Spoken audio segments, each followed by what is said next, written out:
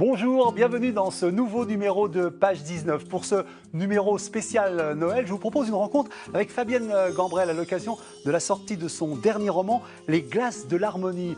Un roman d'anticipation, mais peut-être pas tant que ça. Enfin, un roman, en tout cas, dont je vais vous lire un extrait, bien sûr, de la page 19. Hélas, Harmonie n'a plus assez de coquillages pour acheter le coffret isotherme. Je vous donne mes baskets en plus? Ici, pas de crédit, pas de troc. La moutarde aux algues monte au nez d'Harmonie. Bernard Lemaitre, je vais vous... Les vendeurs n'en attendaient pas plus. Ils mettent Harmonie à la porte, elle repart sans esquimaux, et dans la galerie, plus de zouzou. Fabienne Gambrel, bonjour. Bonjour. Alors, je viens de lire un extrait de la page 19 de votre roman. Est-ce que c'est une bonne porte d'entrée, ce zouzou? C'est un bon moment pour embarquer pour la croisière des glaces de l'Harmonie. On rencontre immédiatement l'héroïne de ce roman. Alors, Harmonie. La voilà, voici Harmonie. Alors, est-ce que vous pouvez décrire un petit peu, parce que vous êtes quand même une spécialiste du graphisme, il faut le dire. Alors, qu'est-ce que vous diriez de cette image de Joël Simaon? Là, je vois qu'il met en scène Harmonie avec cette qualité qu'il a de donner toujours beaucoup de dynamisme aux images. Non seulement On est convaincus, nous, on l'adore. Donc là, Harmonie, en fait, est en train d'essayer de se procurer des glaces pour son petit frère qui vient d'être opéré des amygdales et qui ne peut rien avaler d'autre que des esquimaux. C'était même la récompense quand on était opéré des amygdales, c'était les glaces. Hein, voilà. Mais Harmonie vit dans un univers très particulier.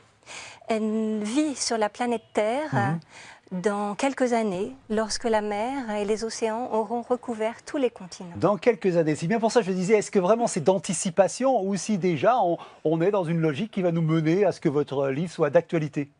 Peut-être le réchauffement climatique et toutes les prédictions qui sont faites sur le devenir de la Terre suite à ce réchauffement peuvent nous laisser imaginer qu'un jour, nous vivrons non plus sur la planète Terre, mais sur la planète mer. Alors, dans ce livre, j'ai peut-être qualifié de livre jeunesse, j'ai tort, il est indiqué tout public. Est-ce que vous avez l'intention avec ce livre aussi d'alerter? Est-ce que c'est un livre écologique, pour dire les choses rapidement? Oui. C'est un livre écologique, c'est un livre qui montre ce que pourrait devenir notre planète si nous ne faisons pas un peu plus attention. Et si notre planète devient ainsi, eh bien, c'est un livre qui montre aussi que même dans une situation extrême comme celle-ci, lorsqu'on en a le désir et la volonté, on peut continuer ou essayer de respecter les gens, de continuer à fabriquer des bonnes choses dans le respect de l'environnement et en fabriquant des bonnes choses dont tous nous nous nourrirons peut-être un jour. Ouais. Mais on voit dans ce livre, il y a des inventions gastronomiques. Enfin bon, en tout cas, la palette des glaces, par exemple, est absolument sidérante. Et on voit qu'un peu partout, il y a beaucoup de créations langagières. En effet, moi j'ai écrit ce livre parce que j'ai rêvé ou cauchemardé à partir du réchauffement climatique, mais aussi parce que je suis très gourmande, j'adore les glaces, et en fait j'avais envie de manger les glaces qu'Harmonie va inventer dans ce roman. D'accord, mais enfin, elles sont déjà un peu compliquées. On va regarder une deuxième illustration pour voir le cheminement d'Harmonie. Alors, où on est là? Vous voyez à peu près de quoi il s'agit? Vous avez Pacifique qui est au volant de son scooter des mers. Oui. Pacifique, c'est le fils des propriétaires de la glacerie, une glacerie industrielle qui fait des esquimaux assez quelconques et que Harmonie va entreprendre de rénover. Oui, voilà, elle va lui redonner vie, elle va lui dynamisme. Voilà. De manière à créer une gamme d'esquimaux complètement neufs et fous, et aussi de manière à mieux respecter en fait, les gens qui travaillent dans cette glacerie. Oui, elle sort la sieste, enfin, des choses comme ça. C'est un patron, j'allais dire, moderne.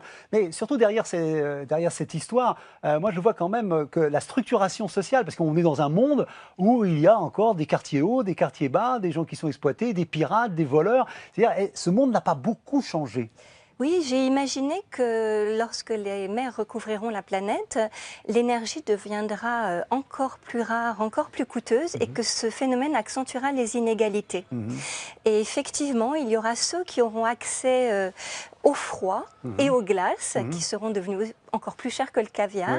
Et il y aura ceux qui, malheureusement, n'auront jamais accès à ces produits de luxe et qui seront maintenus en fait dans une pauvreté, mais dont il est possible de sortir à partir du moment où voilà, on décide de faire une politique pour atteindre ce but. Oui, oui. Est-ce que ce sont vos origines malgaches qui vous rendent si sensibles? Parce qu'on sait que ce sont des territoires exposés aussi par tout ce qui se passe, le réchauffement climatique. Bien sûr, je suis née sur cette grande île magnifique. J'espère qu'elle ne disparaîtra pas sous les océans, mais qui sait. Et une partie de ma vie aussi s'est passée aux Antilles. Mes parents ont vécu à la Guadeloupe pendant plusieurs années.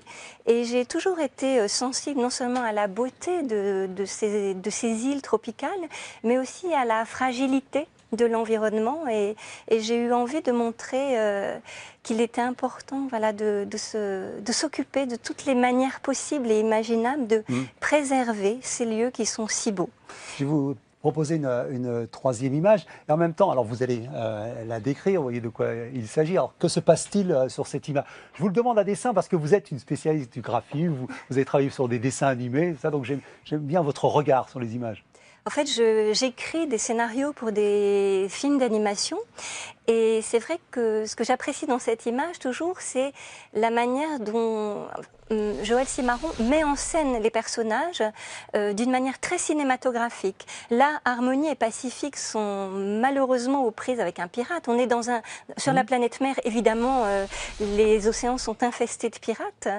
Et là, Harmonie et Pacifique se font détrousser sur un îlot artificiel. Parce que sur la planète mer, les hommes, les êtres humains vivront sur des bateaux et sur des récifs ou des îlots artificiels. Là, on est en fait dans la zone des mangroves, qui est un petit peu une zone à la marge et qui est en fait le lieu où les pirates se réfugient. Qui est normalement un lieu de protection aussi pour la nature. C'est un lieu de protection, c'est un lieu où pullulent les nénuphars et les crabes. Et Harmonie et Pacifique viennent dans ce lieu un peu dangereux, où il vaut mieux ne pas trop venir naviguer, pour se procurer des nénuphars anglais, qui sont des nénuphars qui ont le goût du caramel anglais.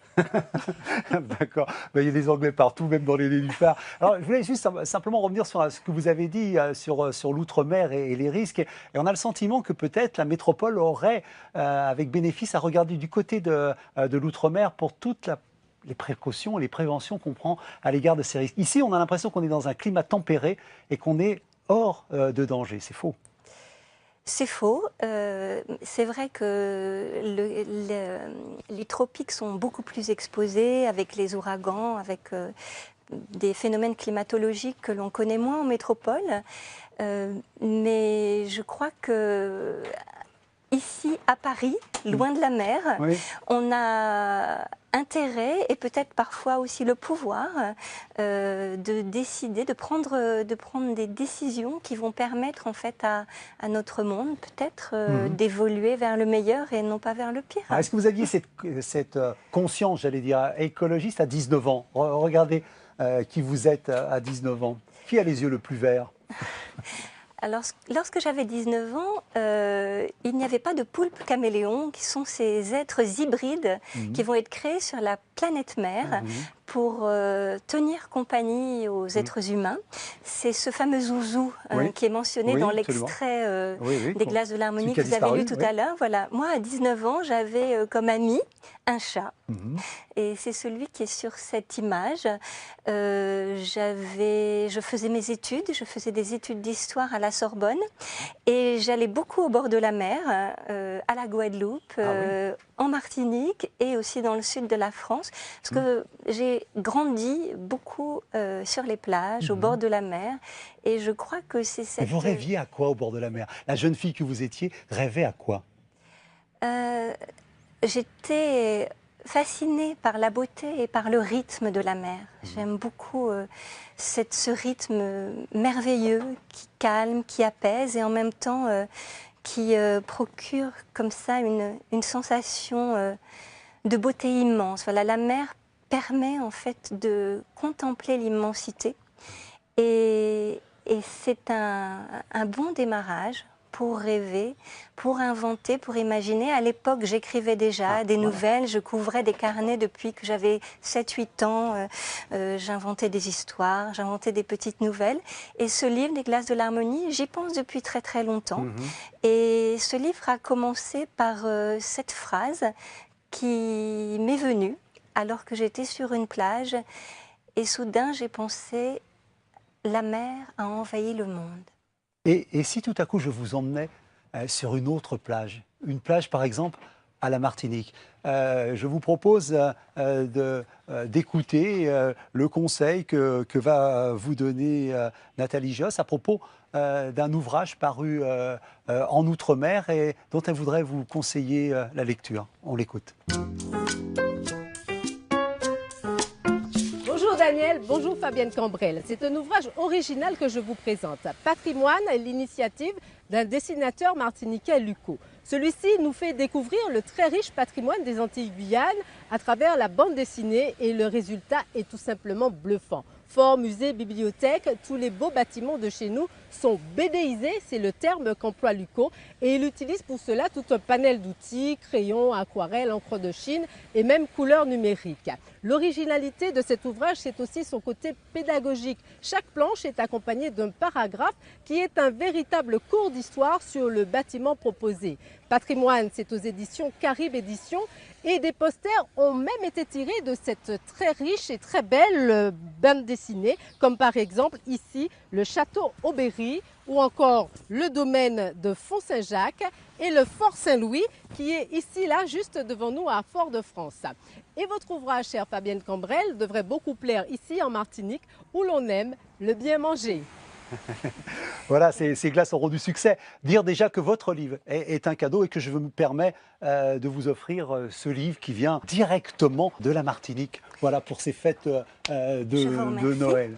Je veux rappeler votre ouvrage, Fabienne, Les glaces de l'harmonie, édition Caribe-Ancilla, dont Joël Cimarron est un des animateurs avec Marie d'Alonso. C'est terminé pour cette émission spéciale Noël. L'occasion pour moi et toute l'équipe de Page 19 de vous souhaiter un bon Noël et de bonnes fêtes et de vous retrouver. Alors d'abord sur Plus et bien sûr sur les réseaux sociaux. Encore une fois, passez de bonnes fêtes. Merci Fabienne. Merci beaucoup.